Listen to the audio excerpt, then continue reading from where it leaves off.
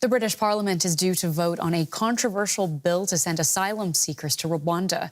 The government has amended the legislation since the Supreme Court ruled that a previous plan could lead to human rights abuses. The Prime Minister insists the first flights carrying migrants will leave within weeks. Desperate people making a desperate crossing. Migrants take rubber boats across the English Channel, a 32-kilometre journey, to seek asylum in the UK.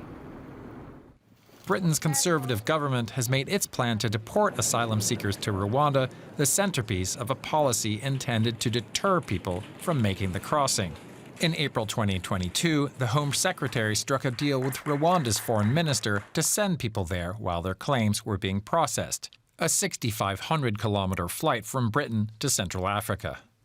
The UK has already invested over €200 million in the plan. Hotels in Rwanda have been converted to lodgings for migrants, still sitting empty.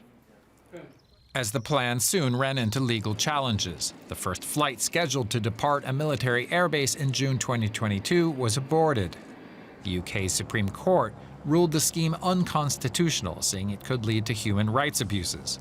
That prompted the government to introduce a new bill, declaring that Rwanda is a safe country despite a history of mistreating migrants. The bill also orders UK courts to ignore the country's own Human Rights Act, as well as international rules on refugees. The UN Human Rights Office weighed in last month. The combined effects of this bill, attempting to shield government action from standard legal scrutiny, directly undercut basic human rights principles.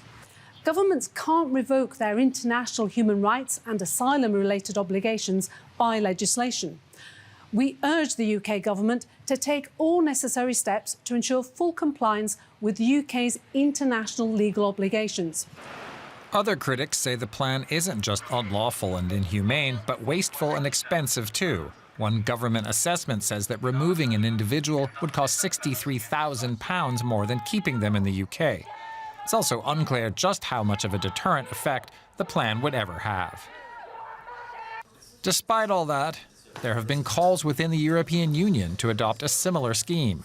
Eager to cut down on migration, other countries see the plan as a possible model. Let's get across to our UK correspondent, Birgit Massa. She's following the day in Parliament in London. Birgit, Prime Minister Rishi Sunak has pledged that the very first flights deporting migrants to Rwanda will leave in 10 to 12 weeks' time, come what may. How realistic is that? Prime Minister Rishi Sunak has really made the so-called Rwanda plan central to his re-election strategy. There will be elections within the next months in the UK, and he has promised at every opportunity that he will, in inverted commas, stop the boat. So that's really a promise to the British voters that's really central to his political survival. He has made it as that. And so he has said that he will do everything to get these flights off the ground. And there's been speculation that he would even tie the elections very soon after these planes will leave for Rwanda. How much of this is rhetoric and how much he can actually do, that remains a big question, because it is unlikely that he would get these flights off the ground if he doesn't get the bill through Parliament. And at the moment, we really still see a standoff in the House of Lords. So the House of Commons have already agreed to his Rwanda plans, but the House of Lords, this is where it's stuck at the moment. And some of these peers, so-called peers, they are just concerned that the bill is unlawful, is not complying with Britain's international human rights obligations, but others are opposed to it in principle. Lord Dubs, for example, he is somebody who arrived in the UK as a survivor of the Holocaust. He's 91 years old, and he's one of the main opponents of the bill. He's sitting with the opposition, the Labour Party. He said it's a disgrace, and he and also others will be determined to do whatever it takes for them to stop this bill. And so it's a standoff between the House of Commons and the House of Lords that we're seeing at the moment. And in addition to groups like migrant advocates warning that this could be illegal and immoral, you have UN experts warning today that if the bill passes, airlines could even be complicit in violating human rights. How is the government responding to these kinds of criticisms?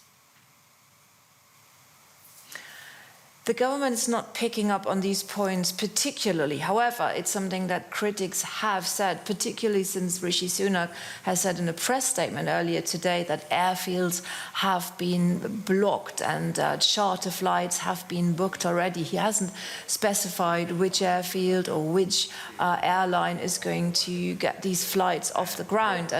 And people have warned that it is commercially really sensitive for these airlines to carry the people to Rwanda.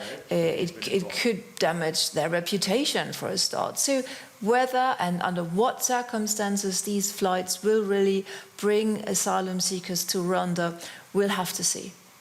Thank you very much. That is Birgit Maas in London.